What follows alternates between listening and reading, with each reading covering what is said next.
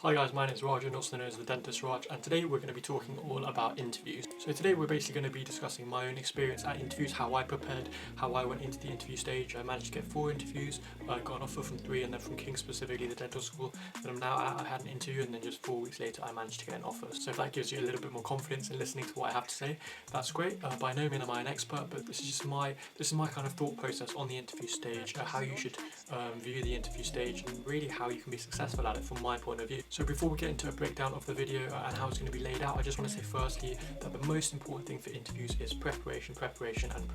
Honestly, I cannot tell you how many times I did practice interviews with my parents, with my sister, with my friends.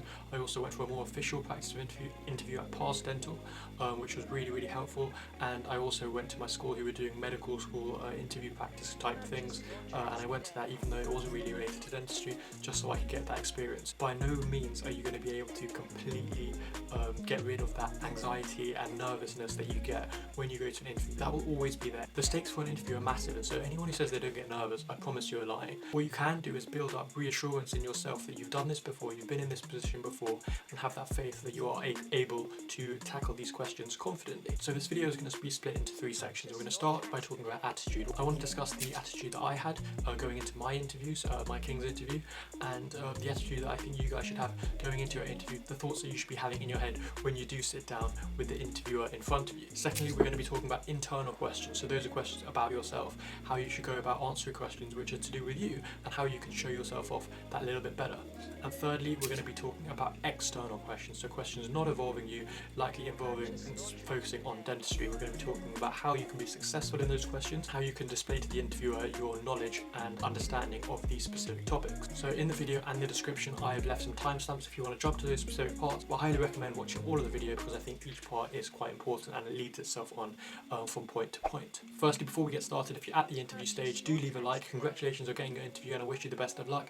And if you're yet to reach the interview stage or you're applying next year or whatever, please do leave a comment. I will answer absolutely any questions you have. And if you love the content, please do subscribe because it really motivates me to keep this channel going. Guys, I just wanted to add, if we can hit 50 likes by Monday, I'll be releasing another interview video next Wednesday. Hit that like button if you want to see that video so we can get all the information out to you guys. So firstly, we're going to be talking about attitude, and I'm going to be breaking these 3 parts into 3 different subsections. And the first subsection of attitude is going to be confidence. It's a really obvious one, but I really want you to try and be confident in your dental interview. You need to have that self-belief that you deserve to be sitting in front of the interviewer, and have that self-belief that you're going to be an amazing dental student and an amazing dentist. As I mentioned, obviously everyone is nervous, but if you're smiling and you show that you're happy to be there and you're really excited to be displaying to the interviewer what you have to offer and what you do know, that will honestly go a long way. Every single day as dental students or as dentists, you are put in positions which you're not familiar with and positions that are stressful, and your ability to be able to mask these difficult situations with confidence and with calmness is exceptionally important, because then that translates over to the patient. So it is really important to still try and smile and be confident. What I found when I was doing my interview is that I really focused on an area that I was confident with about surrounding my application. So I was really proud of the amount of work experience that I was able to do and the amount of clinical practice that I had been able to see, and therefore I thought that my clinical knowledge from a very early stage was actually quite good, and therefore I was really confident in being able to display this to the interviewer if I was ever asked about that question. Personally, I know that I can get really nervous inside, but I think that I have a good way of displaying that I am confident, I am excited to be there, and I think if you guys can focus on something that you have that gives you a lot of self-belief and you are confident about, that will really go a long way. Second point regarding attitude is be honest. No interviewer wants to hear that you've wanted to do dentistry since you were 2 years old. It's not true. No one wants to do dentistry since they were 2 years old. It's just not a thing. And this won't help your application at all. By being honest and displaying honesty, you'll then be actually able to exhibit more passion towards the subject, and this will be displayed over to the interviewer. People say that your answers should be off the cuff and honest, and I don't really believe in that. Just because your answers are honest, that doesn't mean that you don't need to practice. You can fine-tune your honest answers and you can make them seem, with more and more practice, less rehearsed, and that is really important because you don't want to seem like you're just citing off a script. But being able to display honesty is really important because it shows your passion for dentistry, but also it's a vital trait for the dental profession. And thirdly, I'd say try and work the conversation to your advantage. I think I was able to do this quite well in my interview because I had a really good understanding of what I wanted to get across to the interviewer.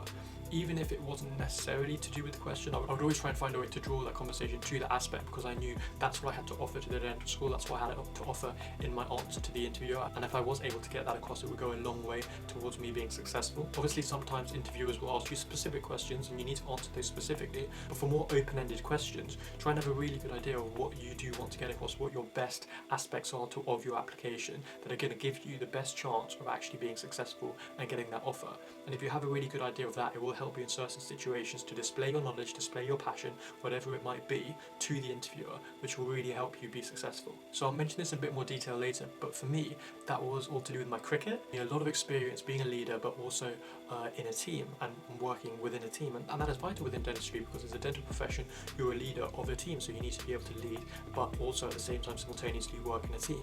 So I knew that if I could ever get that into the conversation, that I had that experience, it would go a long way to showing the interviewer that I knew what certain traits of a dental professional were, and therefore displaying that knowledge would really be to my advantage. And so if you guys can think of some things in your application that really set you aside, try and work those into the conversations wherever possible. So next we're going to move on to internal questions, and I think this fits quite nicely after attitude, because these questions about yourself are areas that you should be confident about, and areas, if asked about, where you should feel a great deal of self-belief. At Cardiff and Bristol, which were 12-station MMI interviews, I think one of them was asking certain quite specific aspects about my personal statement, and then in Manchester for my panel interview, I got asked predominantly about my personal statement. What I would say is that during your interview, try and create a story which is based around the tone of your personal statement. For me, my personal statement was heavily based around the work experience that I had, as I mentioned, and the clinical experience that I had been able to get because my father was a dentist. I think that was able to put me ahead of other candidates, and that was my USP, so to speak. Try and think of what your unique selling point. Essentially, we're all trying to sell ourselves to the admissions officers, so try and think about what your unique selling point is. Is it because you had amazing grades? Is it because you got a great UK CAT score? Is it because you've done loads of work experience? Is it because you've done loads of volunteering? All of these could be different reasons. So again, I would say try and steer the conversation towards areas of your personal statement which are your selling point, so to speak. What this will do is it will display a clear understanding of yourself as to what a dentist should be, and the understanding of what kind of a dentist you think you might be, what you perhaps have to improve, what you perhaps are really good at currently. It will just show that your mind hasn't changed loads from your personal statement, and it will show some continuity and solid understanding. So secondly, you're going to get asked questions about the work experience that you've done. It's one of the essential questions that I asked, and I had a whole station on it at King's.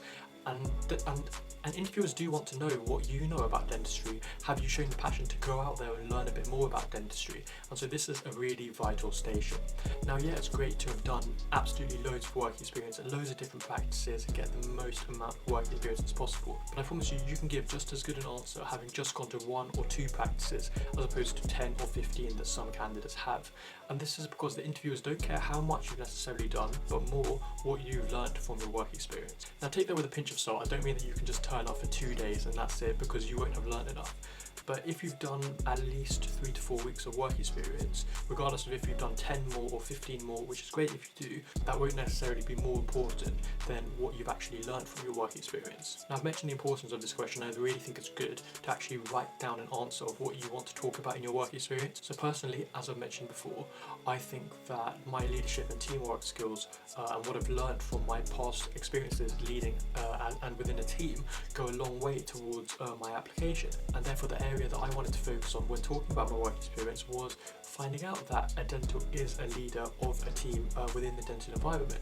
And I was able to talk about the leadership the dentist that I shadowed was able to show, and the importance of every single member of the team working together to ensure that the patient was treated correctly and successfully. So that was my area of work experience that I could focus on, and I was able to display what I had learned from my work experience in that specific area. And I think that's really important for you to have a think of, okay, what did I learn from my work experience? How can I get this across? And then potentially be able to wind it back to what suits you, and why what you've learned from your work experience then suits why you are going to be a good candidate. And thirdly, in terms of internal questions, why dentistry? Now, This question, even though people love talking about it, I don't actually think it's asked that frequently, because maybe people say generic answers, I'm not really sure. You might be asked it, you might not be asked it, but I still think it's absolutely essential to create an answer for this question.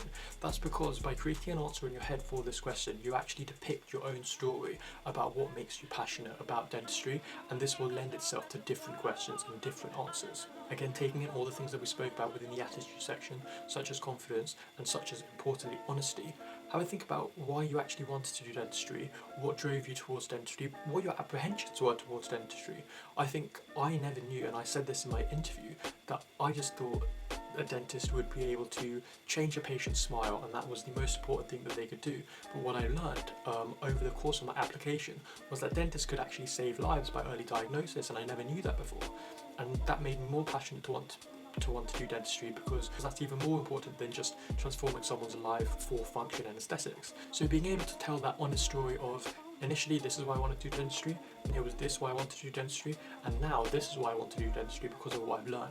It just again creates that picture and begins to create that story of why you're going to be a really good dentist or a dental student, and just begins to create that picture for the interviewer about why this candidate would really fit in our dental school. And 3, finally, we're going to be talking about external questions. So these are questions probably focused on dentistry or other things and not really about your own experience. The first would be current topics within dentistry. This is always asked about because it shows that you're always keeping an eye out on stories within dentistry, you're showing an active interest in the topic, and it's not something that you were just kind of forced to do, you don't really want to do. It shows that you have a passion towards the subject. For you guys, I think areas to focus on could be COVID, obviously within dentistry, HEP procedures because of COVID, triaging, and the rise of digital dentistry. For me, in my time, there was a big boom of private dentistry against NHS dentistry, and so I did an awful lot of research into the difference between private dentistry, NHS dentistry, what each sector had to offer, and funny enough, I was asked a question about it, and therefore I was able to answer confidently.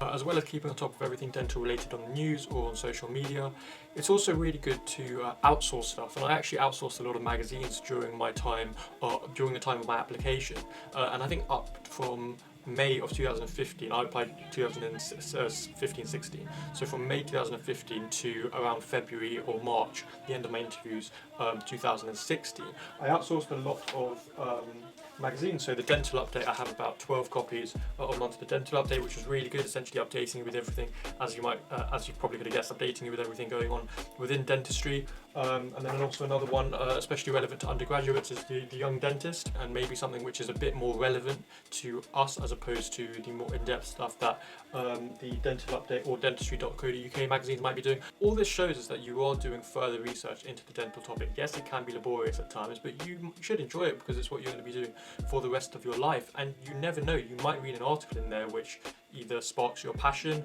or one that you're really interested in or something that you're actually asked about. You never know that the interviewer might ask, what have you read about dentistry recently that interests you? And to say that you read something in a dental magazine as opposed to the news or social media will go a long way, because it's showing that you're going out of your way to get these magazines and read them. And you don't need to read every single article in every single paper and absorb all that information. Just pick a couple out that you really like, you like the look of, maybe put a little bit more research into these articles just to buff up your knowledge, and then be ready to talk about them if ever asked in the interview. So the second thing that we're going to talk about when it comes to external questions is dental ethics, and this is something which always comes up because as dental students and dental professionals, we have a responsibility to always treat our patients in their best interests. So at my King's interview, what happened was we were supplied with an ethical scenario and we were supplied this before the interview. We then had 20 minutes or so to prepare our answer. Basically, we were given an A4 sheet of paper and we would just be able to write our notes on that A4 sheet of paper and basically gather our thoughts on the ethical situation. And then one of the actual stations in the MMI interview was based on that ethical scenario, and we would have to tackle it. In terms of the preparation that I did, I just focused on certain ethical scenarios and situations which seem to crop up now and again in interviews. Looking on student room or asking current dental students what they had in their interviews is really good at gauging a better insight into what scenarios might come up, but I focused on consent I focused on treating children, things like when the parent has to be present for any treatment, for example. And then I also focused on confidentiality, because that's a massive deal within dentistry and any healthcare system. Something that will also give you a bit of a head start and put you ahead of other candidates is looking up GDC principles. Read up on all the core GDC principles, have an understanding of them, so then when you do tackle these ethical scenarios, you're able to cite these GDC principles, and this will go a long way to showing that you again are doing that extra work, that extra knowledge, that little bit more that other candidates aren't, to put you in a better place. Again, and I think this is paramount for ethical situations, really practice talking about them, because it's important you use the right language, you use the right terms, and you don't say things out of turn on a topic which is so important. So really get used to practicing talking about ethical scenarios, your point of view, and the GDC principles in accordance to that. And thirdly, we're going to be talking about communication. Now, communication is a vital thing as dentists. We need to be able to communicate efficiently to our patients, to our team, to make sure that everything runs as smoothly and successfully as possible.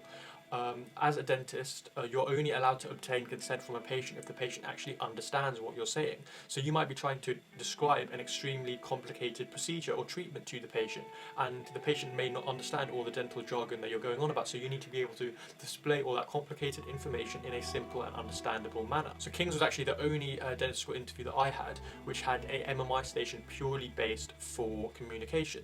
And what they had, and this is widely publicised now, is that they had a picture, and they basically said, describe this picture as if you're describing it to a blind person. And then what they're trying to see, exactly the same as what you're going to have to come across when you are a dental student or dentist, is how are you able to display this complicated information in a simple and understandable manner. At other dental school interviews, they ask you to do things like describe origami, being able to give out instructions to someone who is doing origami. I've heard about that being done before. So these are all testing your communication. What I would say, my piece of advice would be, start simple, start with the basics. So if you're talking about a picture, start with the background, start with the general layout of the picture, the key elements of it. And then go into further detail, because once you've built up that background, it's a lot easier to paint that picture for the interviewer, and then go into further detail and try and pick up on every little bit so you don't miss anything out, because if you're describing a procedure to a patient, you have to include every little bit, every pro, every con, and that's really important. For those of you still watching, guys, thank you for your support. I hope you found this helpful. Do follow me on Instagram and send me any message you have about dentistry. I'll be sure to reply. Other than that, I'm the dentist Raj, and I'll see you guys soon.